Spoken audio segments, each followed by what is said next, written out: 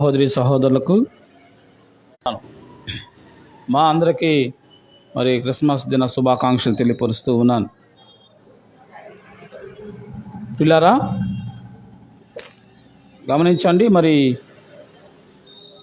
దేవుని మహాకృపను బట్టి 2025 డిసెంబర్ 25 తారీఖులో మనం ఉన్నాం. ఈరోజు కొరకు మరి ప్రపంచమంతా కూడా ఎంతగానో ఎదురు చూసిన రోజు కదా. ఆ రోజు రానే వచ్చింది. చాలామంది మరి ఇప్పటికీ నిద్ర లెగని వాళ్ళు ఉంటారు, రాత్రి అంతా బిజీగా గడిపి. అయినప్పటికీ దేవుని స్తుతించడం ఎంతైనా మంచిది. ప్రతి విషయంలో దేవుని స్తుతించడం కొరకే ఈ లోకంలో మనం ఉన్నాం. యేసు ప్రభు వారు ఆయన తండ్రి చిత్తాన్ని నెరవేర్చడానికి వచ్చాడు. మనం ఎందుకున్నాం ఏమండి? మనం ఆయన చిత్తాన్ని నెరవేర్చాలి. ఆయన చిత్తం ఏంటంటే ఆయన బిడ్డలుగా ఉండడం, ఆయన్ని నమ్మడం, ఆయన్ని స్తుతించడం, ఆరాధించడం కదా. మరి ఈరోజు క్రిస్మస్ నిమిత్తం క్లుప్తంగా కొద్ది నిమిషాలు ఒక ప్రత్యేకమైన వర్తమానాన్ని మీ ముందుకు తీసుకొస్తూ ఉన్నాను. రండి.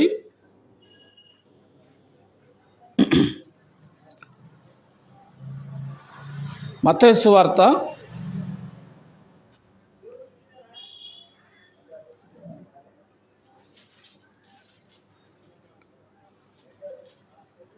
16-17 వచనాలు చదువుకుందాం. మత్తయి సువార్త మొదటి అధ్యాయం 16-17 వచనాలు చదువుకుందాం. యాకోబు మరియ భర్త అయిన యేసోపును కనెను. ఆమెయందు క్రీస్తు అనబడిన యేసు పుట్టెను. ఇట్లు అబ్రహాము మొదలుకొని దావీదు వరకు తరములన్నీ 14 తరములు. దావీదు మొదలుకొని యూదులు బబులోనుకు కొనిపోబడిన కాలం వరకు 14 తరములు. బబులోను కొనిపోబడిన మొదలుకొని క్రీస్తు వరకు 14 తరములు. ప్రార్థన చేసుకుందాం. దయాళుడు అయిన మా తండ్రి, నీ ఘనమైన నామమునకు వందనాలు. నీ అపారమైన ప్రేమ చేత మమ్మల్ని ప్రేమించి రక్షించి మా కొరకు ఈ లోకానికి ప్రభువా నా తండ్రి మా రక్షకుడుగా వచ్చిన విధానాన్ని బట్టి మీకు వందనాలు నాయన. ఈ ఉదయ కాలం ప్రభువా మరి ఈ 2025 డిసెంబర్ 25వ తారీఖున ఇటు రీతిగా నీ క్రిస్మస్ను పురస్కరించుకొని కొద్ది నిమిషాలు మా ప్రభువా తండ్రి మిమ్మల్ని ఆరాధించుటకు, మేము ప్రభువా మిమ్మల్ని స్తుతించుటకు మేము కూడుకొని ఉండగా, ఇదిగో క్రిస్మస్లోని ప్రత్యేకమైన వర్తమానం ద్వారా ఈ సమయంలో నా తండ్రి మీరు మాతో మాట్లాడండి. నిలబడిన దాసుడు అల్పుడు అయినా మీరే బలపరిచి సహాయం చేయండి. ఈ సమయంలో మందిరంలో కూర్చొని వింటున్న బిడ్డలను, మైక్ ద్వారా వింటున్న బిడ్డలను, అలాగే లైవ్లో వింటున్న బిడ్డలను మీరు దీవించి ఆశీర్వదించమని యేసుక్రీస్తు అతి పరిశుద్ధ నామములో అడిగి వేడుకొనుచు ప్రార్థన చేస్తున్నాము తండ్రి, ఆమెన్. ప్రభునందు ప్రియమైన సహోదరి సహోదరులారా, ఈ యొక్క యేసుక్రీస్తును సంబంధించిన సంగతులు మనం చూసినట్లయితే పాత నిబంధనలో యేసుక్రీస్తుని గురించిన అనేక ప్రవచనాలు మనం చూస్తాం. అయితే ఆ ప్రవచనాలంతా నెరవేర్పు కూడా మనకి సువార్తల్లో క్రీస్తు కనపడతాడు. సువార్త అంటే శుభవార్త. సువార్త యేసును గురించిన వార్త కదా. ఏంటి ఆ సువార్త? లూకా సువార్తలో మనం చూస్తాం. ఏమండి ఏంటది? ఏముంది లూకా సువార్తలో 2వ అధ్యాయంలో? ఇదిగో ప్రజలందరికీ కలుగబోవు మహా సంతోషకరమైన శుభవర్తమానం, దావీదు పట్టణమందు నేడు రక్షకుడు మీ కొరకు పుట్టి ఉన్నాడు, ఈయనే ప్రభు అయిన క్రీస్తు. ఇది శుభవార్త. ప్రజలందరూ కలుగబోవు మహా సంతోషకరమైన శుభవార్త అని లూకా భక్తుడు రాస్తూ ఉన్నాడు. యేసుక్రీస్తుని గురించిన సంగతుల్లో ఈరోజు ఒక 4 స్త్రీలను మీకు పరిచయం చేస్తాను. వీరి జీవితాల ద్వారా మన జీవితంలో యేసుక్రీస్తు యొక్క ఆ రక్షణానందం ఎలా పొందుకుంటాం అనేది మనకి ఇది ఒక చక్కని మరి ప్రోత్సాహకరమైన సంగతిని మీకు జ్ఞాపకం చేస్తాను. ప్రియులారా, ఇక్కడ మనం చూసినట్లయితే సువార్తలు 4 రాయబడ్డాయి. నలుగురు భక్తులు ఈ సువార్తలు రాశారు. 1 మత్తయి సువార్త, 2 మార్కు సువార్త, 3 లూకా సువార్త, 4 యోహాను సువార్త. యేసుక్రీస్తుని గురించిన ఈ లోకంలో మానవుడిగా ఆయన జన్మించి సుమారు 33 సంవత్సరాల పాటు ఆయన ఉన్నప్పుడు ఈ 4 సువార్తల ద్వారా ఆయన చేసిన పనులన్నీ భక్తులు రాశారు. అయితే 4 సువార్తలు ఎందుకన్నా ఒకటి రాస్తే సరిపోదా అని అంటే, నలుగురు భక్తులు యేసుక్రీస్తు ప్రభువులో 4 విభిన్న కోణాల్లో ఆయన చూపించారు. 4 రకాలుగా ఆయన గొప్పతనాన్ని, ఆయన దైవత్వాన్ని, ఆయన గురించిన సంగతి వారు రాశారు. మీరు జాగ్రత్తగా గుర్తుపెట్టుకోండి. మీరు ఇది గుర్తుంచుకుంటే ఈ 4 సువార్తల్లో క్రీస్తు మనకి ఎలాగా ప్రత్యక్షం అవుతున్నాడో మనకి బాగా అర్థమైంది. మత్తయ్య యేసుక్రీస్తు ప్రభువుని రాజుగా చూపించాడు. అర్థమైందా? చెప్పండి. మత్తయ్య యేసుక్రీస్తుని ఎలా చూపించాడు? రాజుగా చూపించాడు.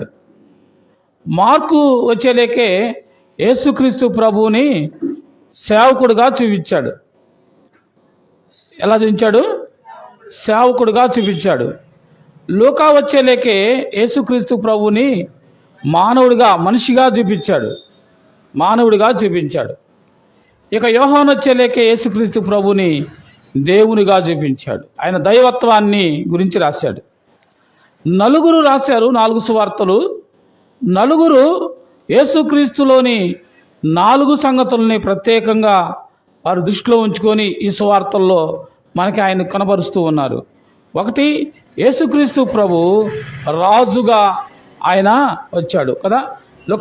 మత్తయి సువార్తలో యూదుల రాజుగా పుట్టినవాడు ఎక్కడా, మేము ఆయన నక్షత్రాన్ని కనుగొని ఆయన వెదక వచ్చి ఆయన చూడడానికి వచ్చామని అని అంటున్నాడు.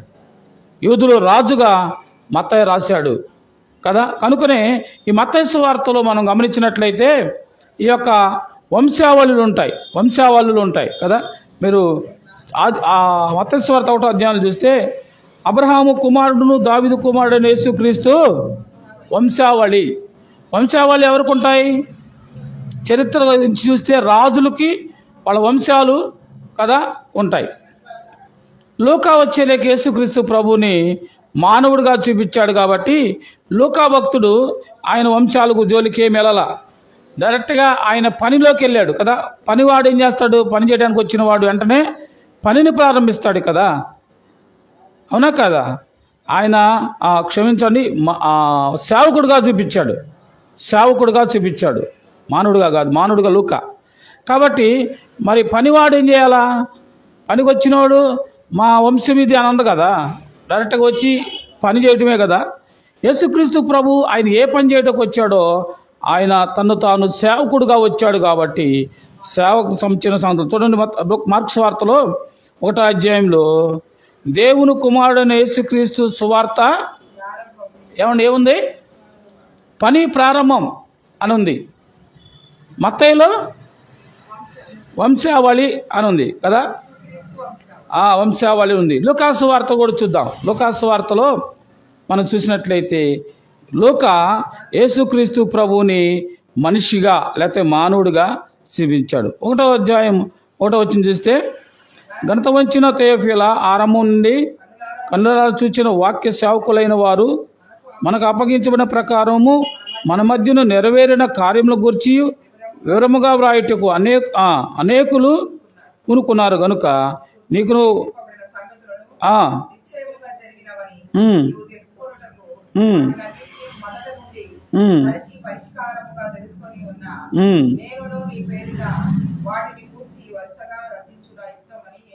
చాలండి. 5వ వచనంలో చూస్తే యూదయ దేశపు రాజైన హేరోదు దినాల్లో అబియాతరతులు జకర్యా అను ఒక యాజకుడుండెను. అతని భార్య అహరోను కుమార్తెలు 1 అని మనం చూస్తాం. ఎలిజబెత్ను గురించి సంగతులు మనం చూస్తాం. అంటే యేసుక్రీస్తు యొక్క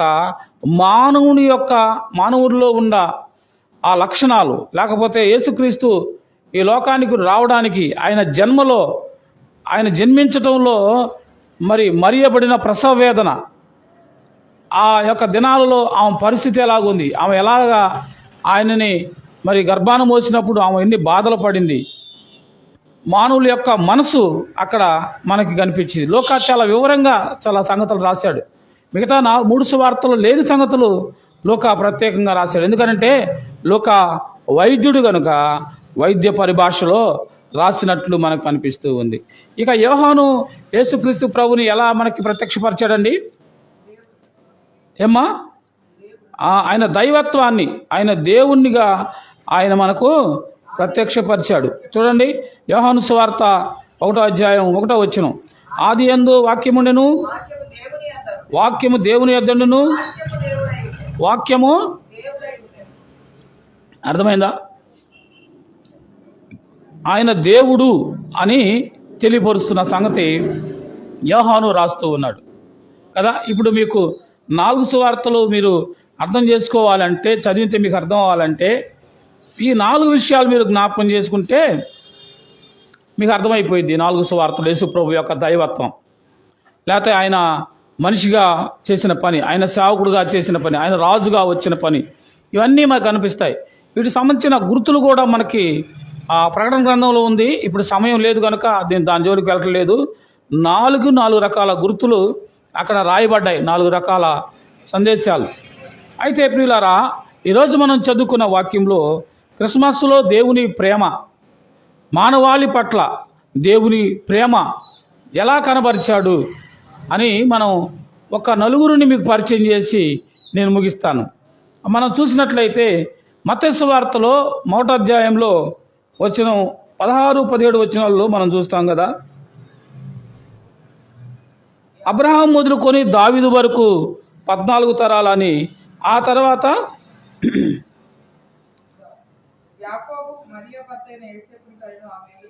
బబులోను కొనబడినప్పుడు మొదలుకొని క్రీస్తు వరకు 14 తరాలు, ఇట్లా మొత్తం ఒక 14 తరాలు ఉంటాయి. మీరు జాగ్రత్తగా వినండి. అబ్రహాము దగ్గర నుండి యేసుక్రీస్తు వరకు 14 3 14లు 42 తరాలు మనకు కనిపిస్తాయి. ఆదికాండం 12వ అధ్యాయంలో దేవుడు అబ్రహాముకు వాగ్దానం చేశాడు. ఏమని? నిన్ను ఆశీర్వదిస్తాను అని అన్నాడు కదా.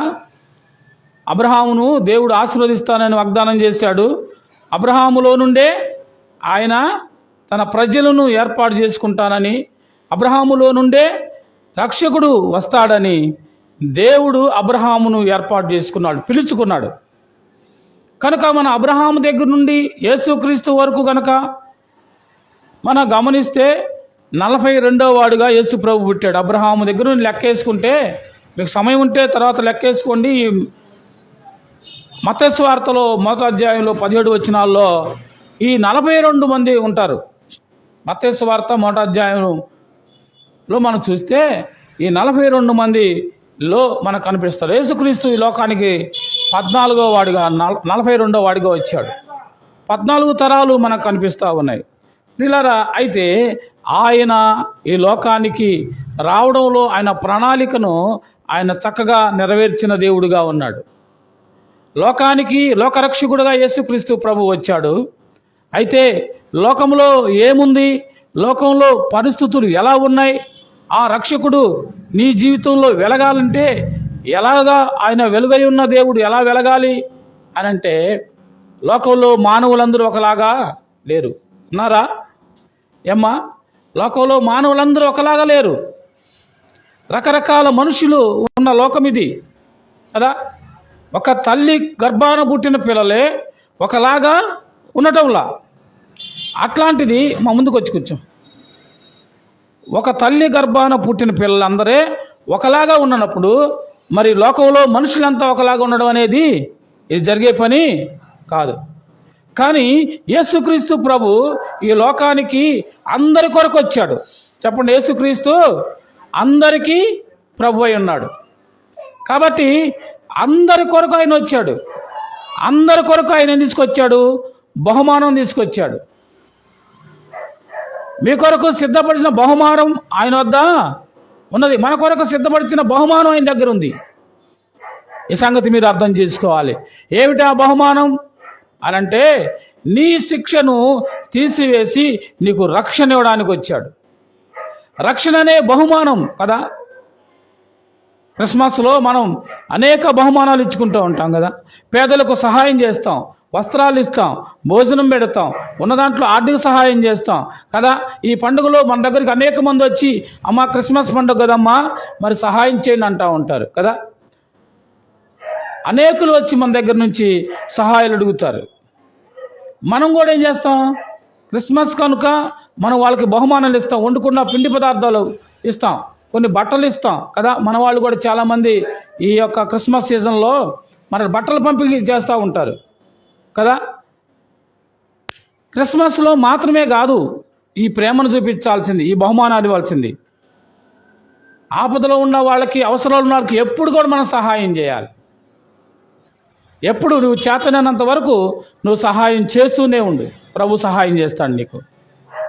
ఇచ్చుట్లో కలిగే మేలు క్రిస్మస్ ద్వారా ప్రభు మనకు నేర్పిస్తున్నాడు. ఆయన మన కొరకు ఏం తీసుకొచ్చాడు, బహుమానం తీసుకొచ్చాడు.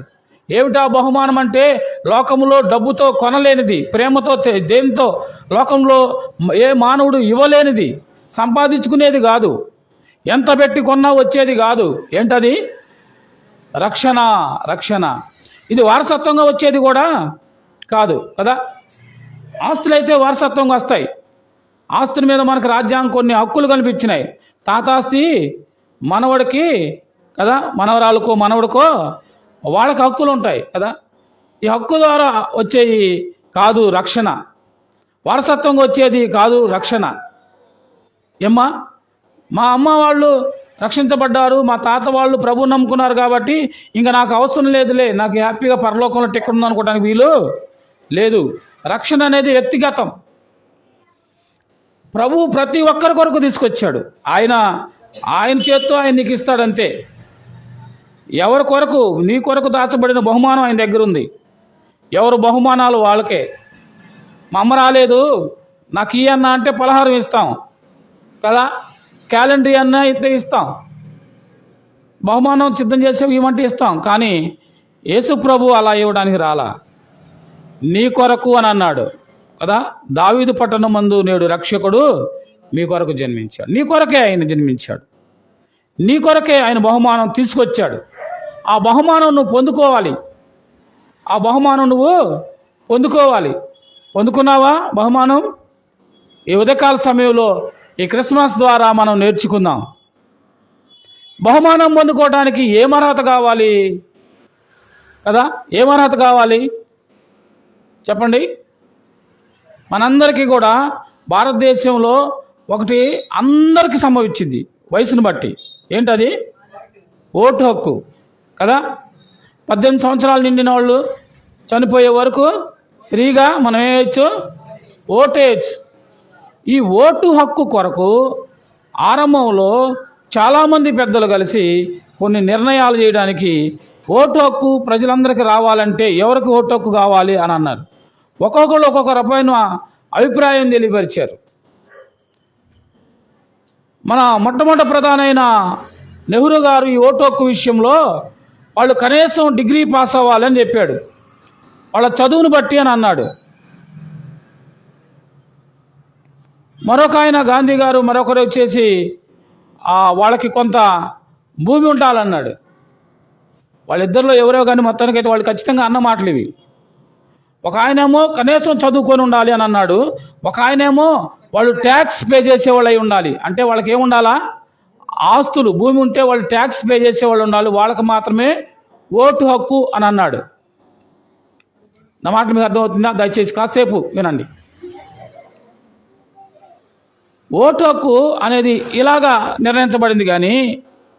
కానీ అంబేద్కర్ ఏమన్నాడంటే లేదు లేదు లేదు, ఓటు వేయడానికి వాళ్ళకి మినిమం వయసు చాలు అని 18 సంవత్సరాలు నిర్ణయించి అందరికీ ఓటు హక్కు ఉండాల్సిందే.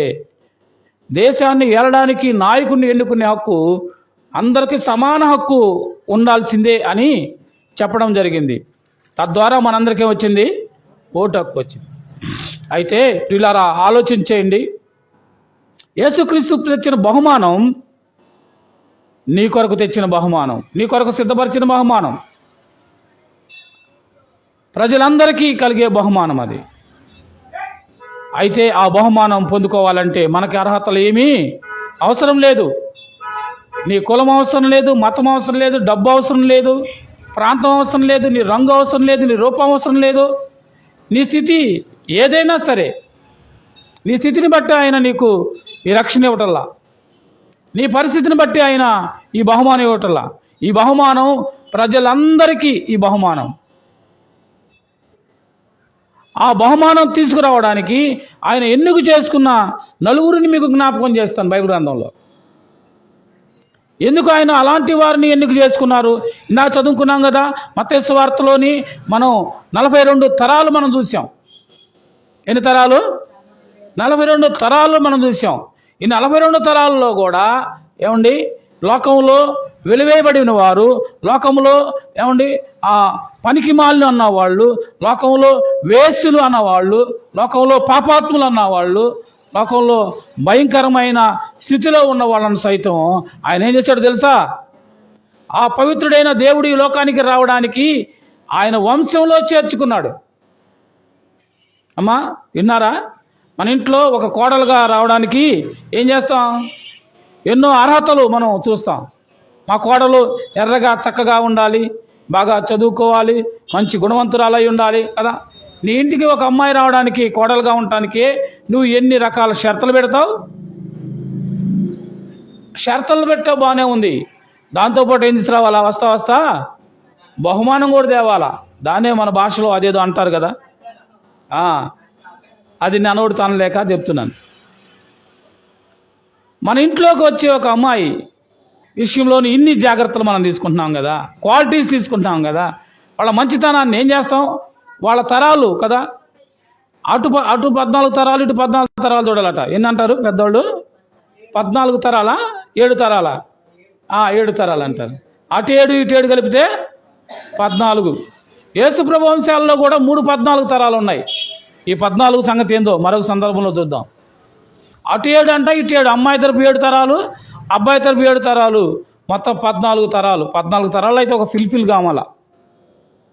యేసుక్రీస్తు వంశాలలో కూడా 14 తరాలు మనం చూసాం.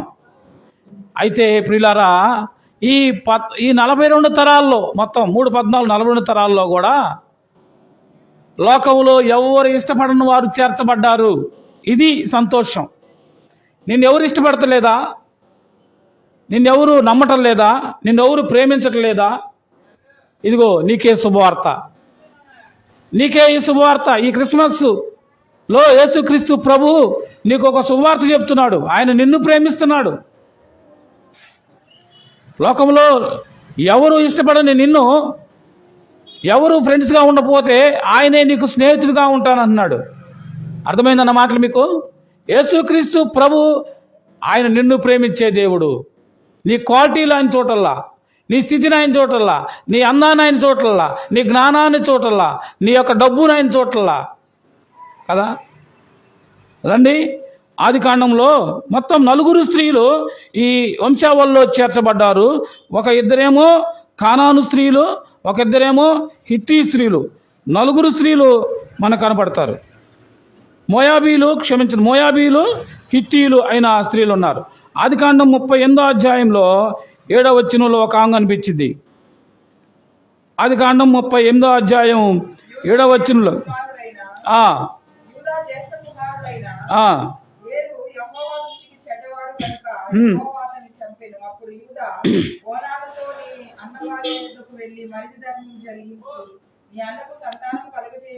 చాలండి. ఎవరంటే ఆమె తామారు. ఎవరేమా? ఎవరు ఈ కోడలు? యూదా కోడలైన తామారు. యేసుక్రీస్తు వాగ్దానం ఉంది, యూదా గోత్రంలోను వంశంలో ఆయన పుడతాడని. కాబట్టి యూదా కుమారుడు, పెద్ద కోడలేమా తామారు. కుమారుడు చనిపోయాడు. యేసుక్రీస్తు ప్రభు ఈ లోకానికి మన కొరకు రావడానికి అపవాది ఎన్ని రకాల ఆటంకాలు కలుగు చేశాడు మనం గమనించాలి. నా మాటలు మీకు అర్థం. యేసుక్రీస్తు ప్రభు ఈ లోకానికి రాకుండా ఉండడం కొరకు అపవాది ఆది నుండి వాడు ఏం చేస్తున్నాడు? అడ్డుగానే ఉన్నాడు. ఎందుకంటే నీవు నశించిపోవడం వాడికి ఇష్టం, నువ్వు నరకానికి వెళ్ళడం వాడికి ఇష్టం. నువ్వు యేసుక్రీస్తు ప్రభుతో పరలోకం ఉండాలని వాడు కోరుకోవట్లా. వాడు చేసిన పాపానికి వాడి కొరకు నరకం సిద్ధపరచబడింది కదా. దేవుడు సాతాను కొరకే నరకాన్ని సిద్ధం చేశాడు, మనుషుల కొరకు కాదమ్మా. మరి ముఖ్యంగా నీ కొరకు కాదు, నీ కొరకు ఆయన ఏం సిద్ధం చేశాడు? పరలోకాన్ని సిద్ధం చేశాడు. నీ కొరకు నిత్య రాజ్యాన్ని సిద్ధం చేశాడు. నీ కొరకు ఆ చక్కని బహుమానాన్ని సిద్ధం చేశాడు. అయితే అపవాది కొరకు ఏర్పాటు చేయబడింది నిత్య నరకం, నీ కొరకు ఏర్పాటు చేయబడింది పరలోకం.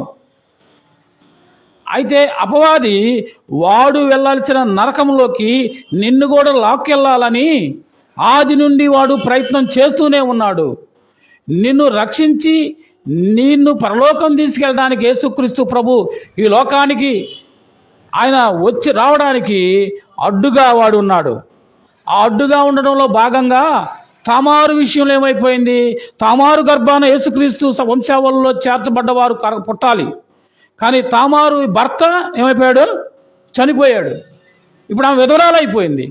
కాబట్టి ఇప్పుడు ఆమెకి పిల్లలు పుట్టలే పరిస్థితి లేదు.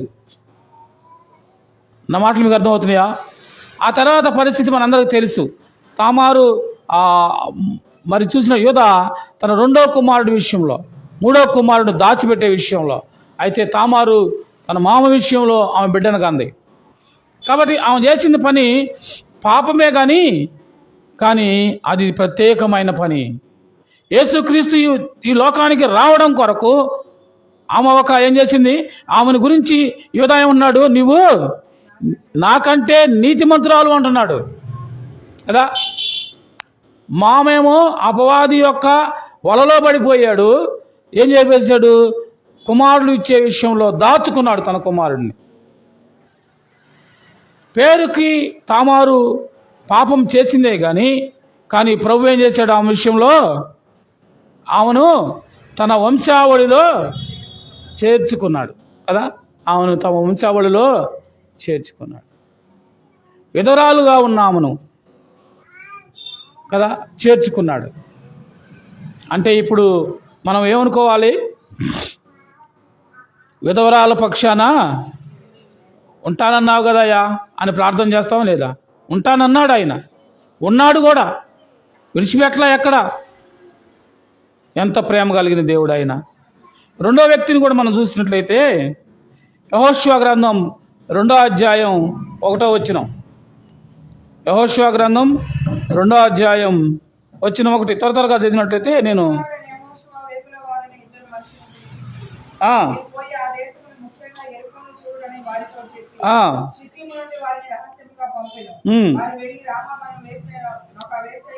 అమ్మ ఎవరట? రాహాబను వేసే ఇంట చేరారు వేగులు వారు. రాహాబు అను వేశ్య అనే మాట బైబిల్లో చక్కగా రాయబడింది. ఈ రాహాబను వేశ్యను యేసుక్రీస్తు వంశావళిలో చేర్చబడిందేమా? అమ్మ విన్నారా? మనమైతే ఇలాంటి వారిని సావాసం చెయ్యం. ఏమంటారు? చెడ్డ పిల్లలతో తల్లిదండ్రులు వాళ్ళ పిల్లలు ఏం చేస్తారు? వాడు చెడ్డవాడురా, అమ్మాయి చెడ్డదిరా, అమ్మాయితో సావాసం ఏంది నీకని పిల్లల్ని ఎంతో జాగ్రత్తగా వాళ్ళతో స్నేహం చేయనీయకుండా, వాళ్ళతో మాట్లాడనీయకుండా, వాళ్ళతో కలిసి ప్రయాణం చేయనీయకుండా నీ బిడ్డలను కాపాడుకుంటూ ఉంటాం కదా. లోకంలో ఇలాంటి వారికి ఏ ప్రాధాన్యత ఉండదు. ఇలాంటి వారిని ఎంత భయంకరంగా చూస్తా దినాలు తెలుసా? యేసుక్రీస్తు జన్మించిన దినాల్లో ఈ యొక్క వ్యభిచారం చేత పట్టబడిన స్త్రీలకు ఎలాంటి, లేదా పురుషుడికైనా ఆ పాపానికి భయంకరమైన శిక్ష ఉంది, మరణ శిక్ష. మోషే ధర్మశాస్త్రం ప్రకారం వ్యభిచారం చేస్తా దొరికితే ఎవరైనా పట్టబడితే వాళ్ళని రాళ్లతో కొట్టి చంపమన్నాడు. అంత కఠినమైన శిక్ష మనందరికీ తెలుసు కదా. ఒక ఆమెను పట్టుకొచ్చారు, ఆమెను యేసు ప్రభు దగ్గర నుంచోబెట్టారు. ఆయన ఏం చేశాడు? ఆమెను క్షమించాడు. అమ్మాయిక మీద పాపం చేయకుండా వెళ్ళి బ్రతకమన్నాడు. ఎంత ప్రేమ గలవాడండి ఆయన, ఎంత దయగలవాడు. ఎంత ఘోర పాపిమైనా నిన్ను ప్రేమించే దేవుడు ఆయన. నీ కొరకు రక్షణ సిద్ధం చేశాడు, నీ కొరకు బహుమానం సిద్ధం చేశాడు. క్రిస్మస్ అంటే బహుమానం. ఆయనే ఒక బహుమానంగా వచ్చాడు. ఆయన నీ కొరకు రక్షణ బహుమానాన్ని తెచ్చాడు. అర్థమైందా? మన లోకంలో ఒక డైలాగ్ ఉంది కదా, మా ఇంటికి వస్తే ఏం తీసుకొచ్చావు, మీ ఇంటికి వస్తే ఏమిస్తావు. ఆయన మన ఇంటికి వచ్చాడు, బహుమానం తెచ్చాడు. మళ్ళా ఆయన ఇంటికి మనల్ని తీసుకెళ్తాడు, బహుమానం ఇస్తాడు. ఎంత గొప్ప దేవుడండి ఆయన. ఆయన మన దగ్గరకు వచ్చినా ఆయనే బహుమానం ఇచ్చాడు. మనల్ని ఆయన దగ్గరికి వెళ్ళినా మనకు ఆయన ఏమిస్తాడు? బహుమానం. జీవ కిరీటాన్ని మీ కొరకు సిద్ధపరిచారు. కిరీటాలు మీ కొరకు అక్కడ ఉన్నాయి.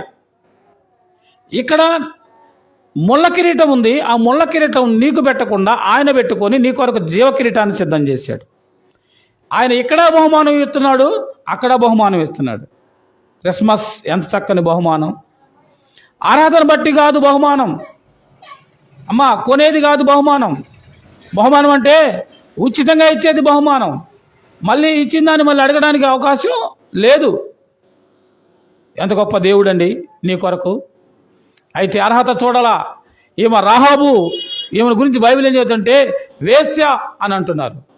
కానీ వేశ్యలను కూడా ఆయన చేశాడు, ఆయన ప్రేమించాడు. అంటే నీ స్థితిని బట్టి లోకం నిన్ను దూరంగా పెట్టొచ్చేమో, కానీ ఆయన వేశ్యలను కూడా ప్రేమించి వారిని కూడా మారాలని కోరుకుంటున్నాడు. వారికి కూడా రక్షణ, వారికి కూడా బహుమానం కదా. విధరాలకు బహుమానం ఇచ్చాడు. ఆమె పాపాత్మురాలుగా ఉంది. ఆమె పాపం చేసింది తామారు, అది పాపక్రియే, పాపం చేసింది. కానీ ఆమెకు కూడా బహుమానం. ఈమె వేశ్యగా ఉంది, ఈమె కూడా బహుమానం. లోకంలో ఉన్న వారందరికీ ఆయన గొప్ప బహుమానాన్ని తీసుకొచ్చాడు. ఈ బహుమానం నువ్వు పొందుకోవాలని కోరుకుంటున్నాడు కదా. రాహాబుని ఆయన వంశావళిలో చేర్చబడింది. రాహాబు ఆయన గురించిన వార్త వింది కదా.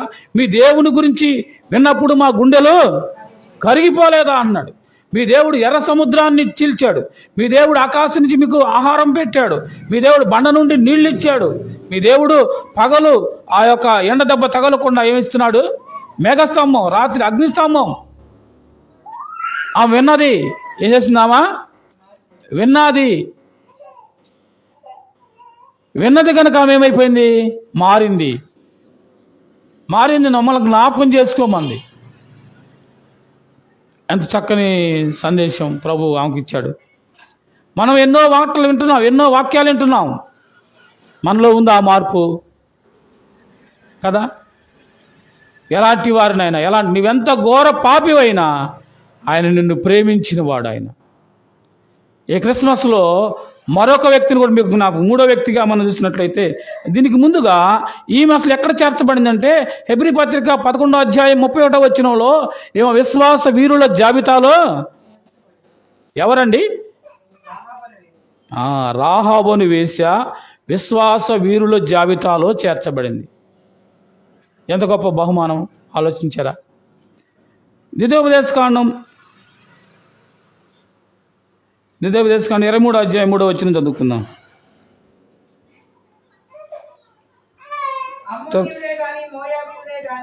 అమ్మోనీయుడే గాని మోయాబీడే గాని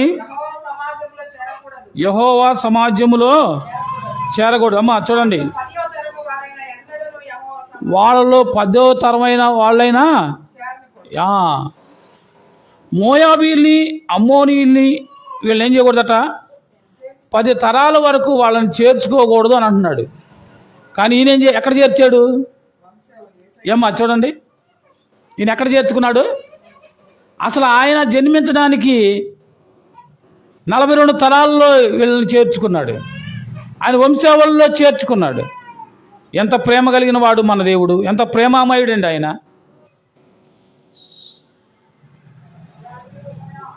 ఆయన పాపుల దగ్గరకు వచ్చారు, పాపులతో సహవాసం చేశాడు, పాపులతో భోజనం చేశాడు, పాపుల స్నేహితుడుగా ఉన్నాడు. కానీ ఎలా ఉన్నాడు? పాపుల్లో చేరక ప్రత్యేకంగా ఉన్నవాడు.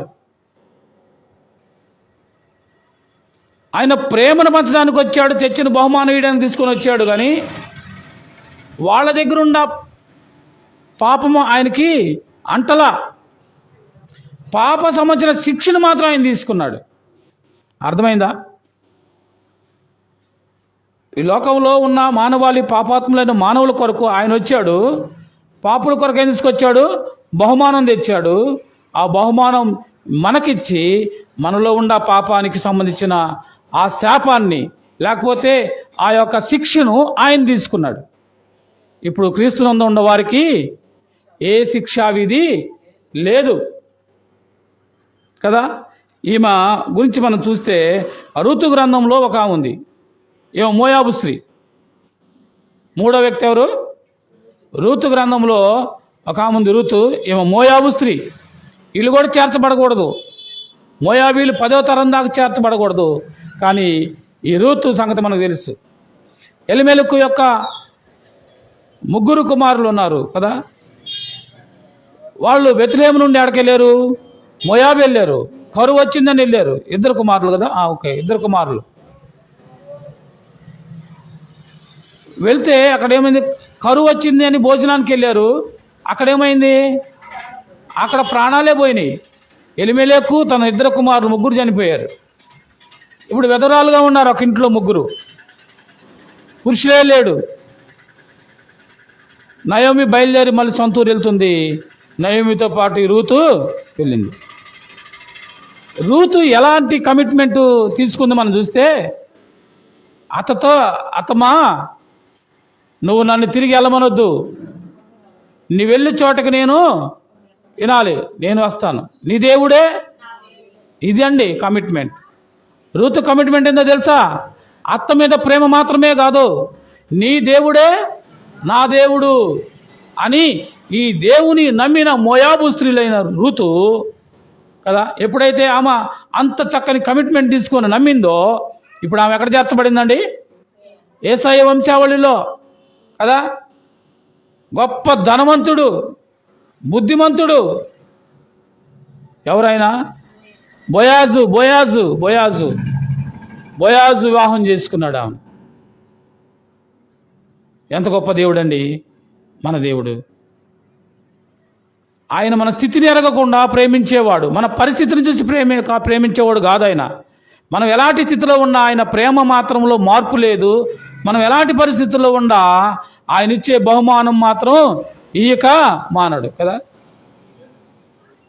పాట మన దేవుని అంకులు పాడుతూ ఉంటే చాలా సంతోషం ఉంటుంది కదా.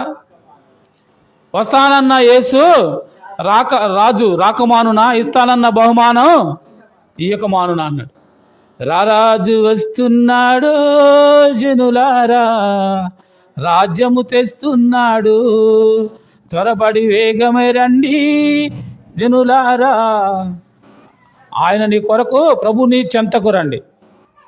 వస్తానన్నా యేసురాజు రాకమానునా, తెస్తానన్న బహుమానం తేకమానునా. తెచ్చాడు బహుమానం. ఆ బహుమానం నువ్వు పొందుకోవాలి. ఆ బహుమానం నువ్వు పొందుకోవాలని దేవుడి ఉదయకాల సమయంలో నీతో మాట్లాడుతూ ఉన్నాడు కదా. ఈమె చూస్తే ఈమెకి గొప్ప బహుమానం ఏంటా? ఈమె ఒక మోయాబు స్త్రీ. ఈమె ఒక పేద స్థితిలో ఉంది. ఈమె పరిగెరుగుటానికి వెళ్ళింది. ఆ యొక్క యజమానుడికే భార్య అయ్యి ఇప్పుడు ఏమైంది? యజమానురాలైంది.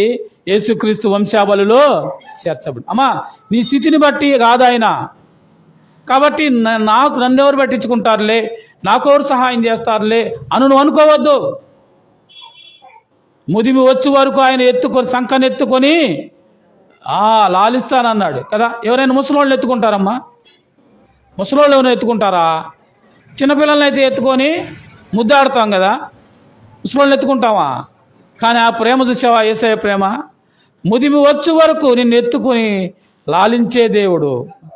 ఎంత గొప్ప దేవుడు అండి ఆ దేవుడు. ఆలోచన చేస్తున్నావా? రూతు 3వగా యేసుక్రీస్తు వంశావళిలో చేర్చబడింది. 4వ వ్యక్తి కూడా మనం చూసినట్లయితే 2 సమూయేలు గ్రంథం 11వ అధ్యాయం 2వ వచనంలో, 2 సమూయేలు గ్రంథం 11వ అధ్యాయం 2వ వచనం,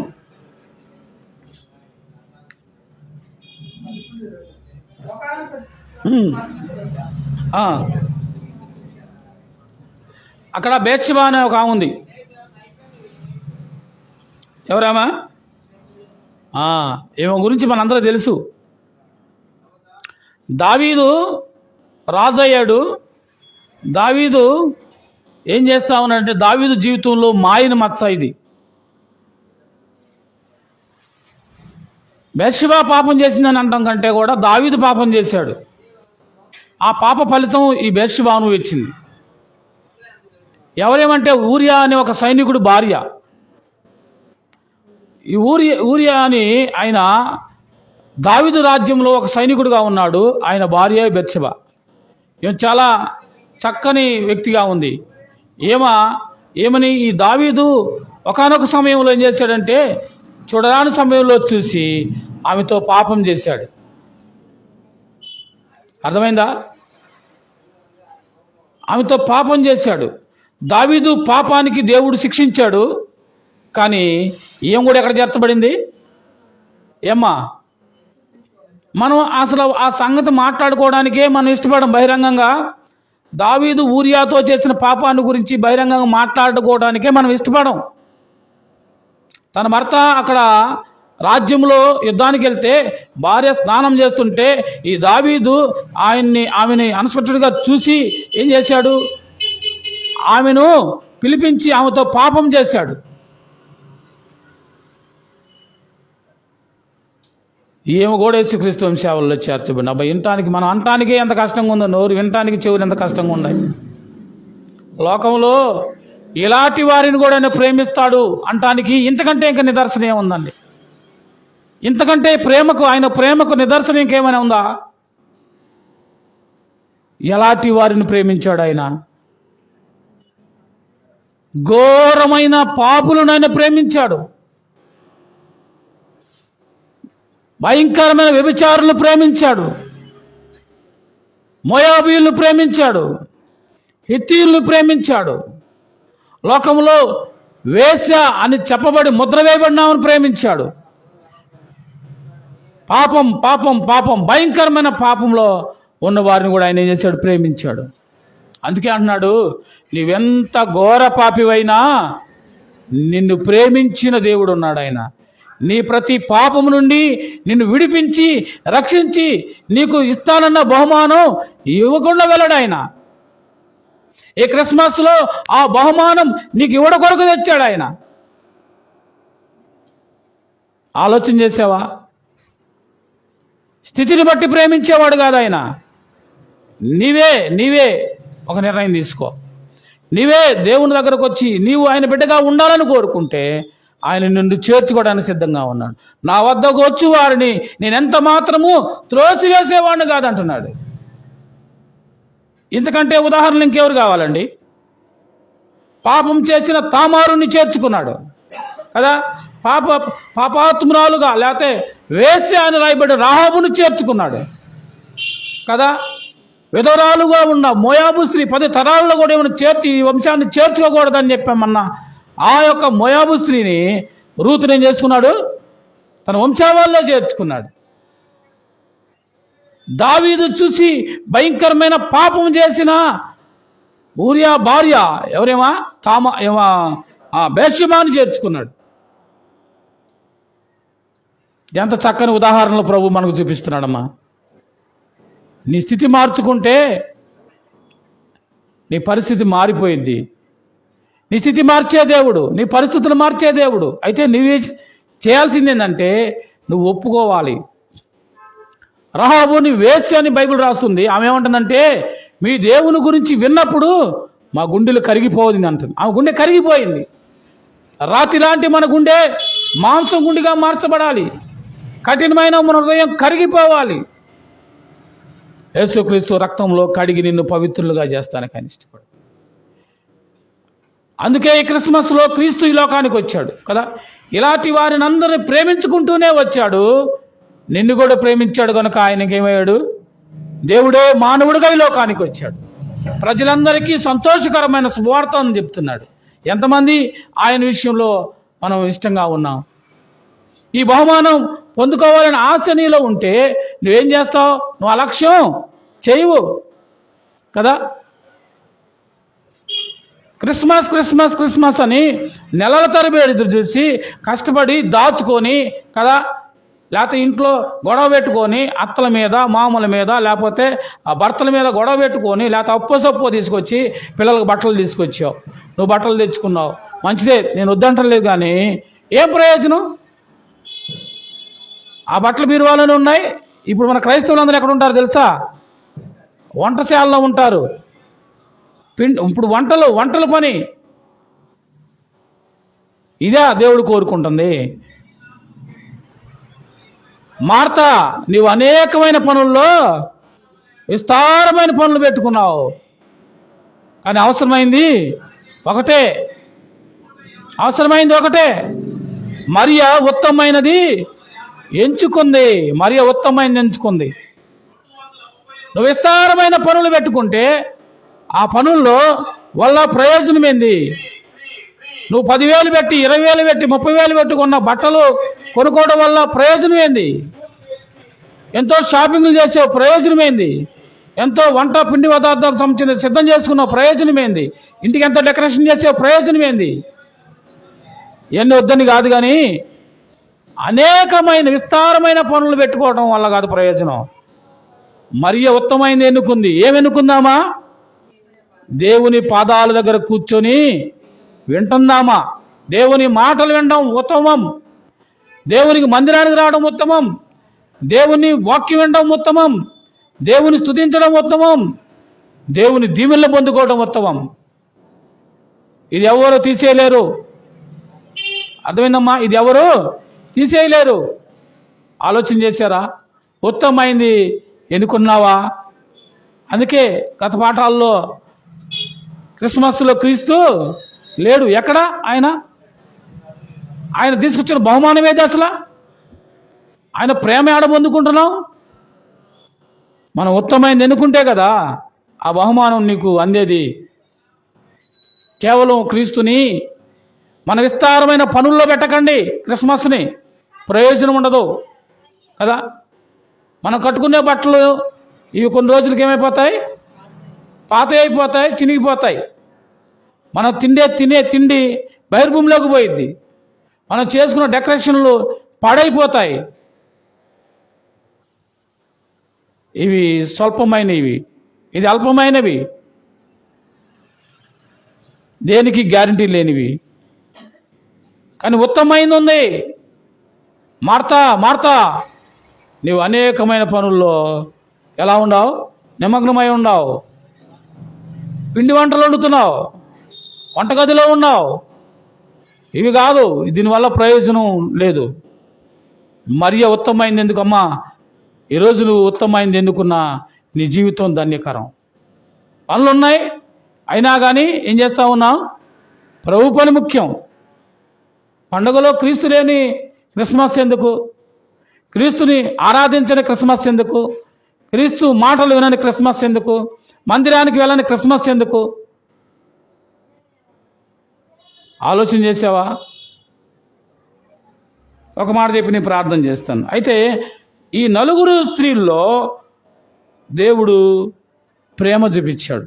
ఆదికాండములో 2వ అధ్యాయం 15వ వచనంలో యేసుక్రీస్తుని గురించిన వాగ్దానం, మొట్టమొదటి వాగ్దానం మనకు ఉంటుంది. ఆదికాండం 2వ అధ్యాయం 15వ వచనం. మరియు నీకును స్త్రీకిని సంతానమునకును ఆమె సంతానములను వైరం కలిగించుటకు అది నీవు తల మీద కొట్టును, నీవు దాని మడిమ మీద కొట్టుదు అని ఆయన స్త్రీతో. చాలండి. మరియు దేవుడైన యెహోవా నరుని తీసుకుని ఏదైనా తోటలో ఉంచాడు కదా. నీకును స్త్రీ సంతానానికి ఏంటట? వైరం. యేసుక్రీస్తు ప్రభు ఈ లోకంలో అపవాది యొక్క తల చిత కొట్టి లోకరక్షకుడుగా ఈ లోకానికి వచ్చాడు. వస్తాను అని ఆయన మొట్టమొదట మనకి వాగ్దానం చేశాడు. వాగ్దానం చేసినోడు ఏం చేశాడు? వస్తానన్న యేసురాజు రాక మానేడా? వచ్చాడు. కానీ మరి నువ్వు ఎక్కడున్నావు? వచ్చిన ఆయన్ని ఎక్కడ పెట్టావు? ఆయన పశువుల తొట్లోనే పెట్టావు, పశువుల శాలలోనే పెట్టావు.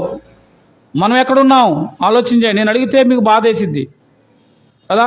ఉన్న మాట అడుగుతా ఏమైంది, ఏమంటారు సామెత, ఉన్న మాట అంటే అది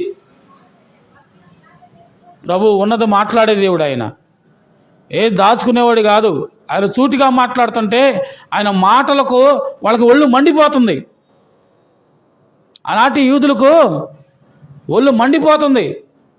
అందుకే ఆయన సూటి మాటలు తట్టుకోలేక అసలు ఈయన చంపేస్తే ఒక పని అయిపోదు అనుకున్నారు. దేవుని వాక్యం ఎలాంటిదట, అది రెండంచుల ఖడ్గం వంటిది. అది ఎఫెసీ పత్రిక 1వ అధ్యాయం 3వ వచనం చదువుకొని ప్రార్థన చేసుకుందాం. ఎఫెసీ పత్రిక 1వ అధ్యాయం 3వ వచనం. మన ప్రభువైన యేసుక్రీస్తు యొక్క తండ్రి యగు దేవుడు స్తుతింపబడును గాక. ఆయన క్రీస్తునందు పరలోకములో ఆత్మ సంబంధమైన ప్రతి ఆశీర్వాదం మన కొరకు క్రీస్తు ద్వారా ఏమొచ్చింది, ఇప్పుడు మనకి ఆశీర్వాదం మనకు అనుగ్రహించాడు ఆయన. ఈ క్రిస్మస్ ఆశీర్వాదం నువ్వు పొందుకున్నావా? ఈ క్రిస్మస్ బహుమానం నువ్వు పొందుకున్నావా? క్రీస్తునందు పరలోక విషయంలో ఆత్మ సంబంధమైన ప్రతి ఆశీర్వాదం మన కొరకు ఆయన అనుగ్రహించాడు. ఆశీర్వాదం నువ్వు పొందుకోవాలని, ఆ మేలును నువ్వు పొందుకోవాలని, ఆ దీవెనలు నువ్వు పొందుకోవాలని, ఆయన బిడ్డగా ఈ లోకంలో నీవు ఆ సంతోషం, నిజమైన క్రిస్మస్ సంతోషం నువ్వు అనుభవించాలని దేవుడు నీ కొరకు సిద్ధపరిచిన బహుమానం నువ్వు ఏం చేయాలా? నువ్వు తీసుకొని వెళ్ళాలా. ఆ బహుమానం నీకు ఇవ్వడం కొరకు, అది ఊరికే వచ్చిన బహుమానం కాదు. ఆ బహుమానం తీసుకొని రావడానికి ఆయన ఎన్ని ఆటంకాలు ఎదుర్కోవాల్సి వచ్చింది చెప్పండి. ఈ మాటలు చెప్పి నేను ప్రార్థన చేస్తాను. ఆ బహుమానం నీ దాకా రావడం కొరకు ఎన్ని తరాలు పట్టింది? 42 తరాలు పట్టింది. ఈ 42 తరాల్లో ఎన్ని ఆటంకాలు వచ్చినాయి? తామారు భర్తని చనిపోవాల్సి వచ్చింది కదా. ఆ తర్వాత రాహాబును వేశ్య వంశావళిలో చేర్చుకున్నాడు ఆయన. ఆ తర్వాత కాదు రూతుని చేర్చుకున్నాడు ఆయన. బెర్షెబాను చేర్చుకున్నాడు. నిన్ను నన్ను చేర్చుకుంటున్నాడు ఆయన బిడ్డలుగా. పరలోకంలో వారినైతే వంశావళిలో చేర్చుకున్నాడు. నన్నైతే పరలోకంలో చేర్చుకోవటానికి మన కొరకు ఆయన ఏం చేశాడు? బహుమానం సిద్ధం చేశాడు. ఆ బహుమానం సిద్ధం చేయటంలో ఆయన ప్రాణాన్ని సైతం పెట్టిన దేవుడు కనుక ఆయన నీ కొరకు సిద్ధపరిచిన బహుమానం నీవు పొందుకొని నీ జీవితంలో, నీ కుటుంబంలో ఈ యొక్క క్రిస్మస్ ఆనందం పొందుకోవాలని దేవుడు తన మాటలు దీవించి ఆశీర్వదించును గాక. ప్రార్థన చేసుకుందాం. తలలు వంచండి, కళ్ళు మూసుకోనండి, ప్రార్థన చేసుకుందాం.